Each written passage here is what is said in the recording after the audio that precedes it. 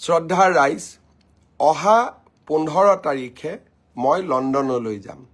এদিনৰ বাবে কিহৰ কাৰণে যাম কেইটামান দিন আগতে আপোনালোকৰ মনত আছে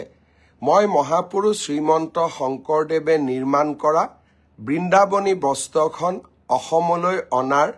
প্ৰয়াস আৰু প্ৰচেষ্টাৰ বিষয়ে আপোনালোকক অৱগত কৰিছিলো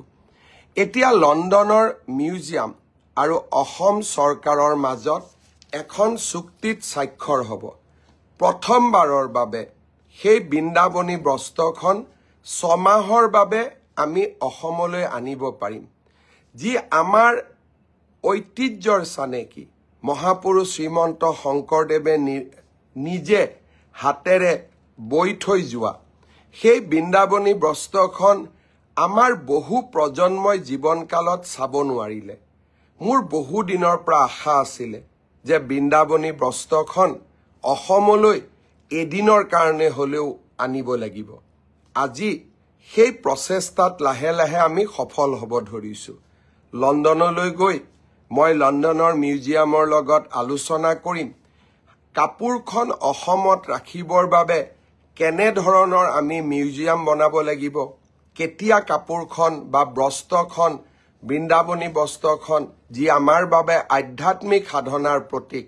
তাক আমি কেনেকৈ অসমলৈ আনিব পাৰিম কেনেকৈ ৰাখিব লাগিব সেই গোটেই বিষয়বোৰ আলোচনা কৰিম 16-17 তাৰিখে মই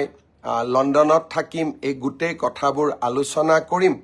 আৰু 18 তাৰিখে ৰাতিপুৱাই অসমলৈ উভতি আহিম বৃন্দাবনী বস্ত্ৰ অসমৰ ঐতিহ্যৰ সফুৰাৰ এক অন্যতম অংশ আপোনালোকৰ মনত থাকিব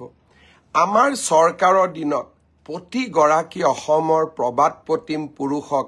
আমি বিশ্ব মঞ্চলৈ লৈ যোৱাৰ চেষ্টা কৰিছো আমাৰ সম্পদসমূহক নতুন প্ৰজন্মৰ মাজত চিনাকি কৰি দিয়াৰ প্ৰচেষ্টা কৰিছো লাচিত বৰফুকন লোকপ্ৰিয় গোপীনাথ বৰদলৈ কনকলতা বৰুৱা চৰাইদেউৰ মৈদাম অসমীয়া ভাষালৈ ধ্ৰুপদী ভাষাৰ স্বীকৃতি ডক্টৰ ভূপেন হাজৰিকাৰ জন্ম শতবাৰ্ষিকী আৰু এতিয়া বৃন্দাবনী বস্ত্ৰ অসমৰ ঐতিহ্যৰ উত্থানৰ আমি এক অভূতপূৰ্ব প্ৰচেষ্টাত নিজকে জড়িত কৰাইছো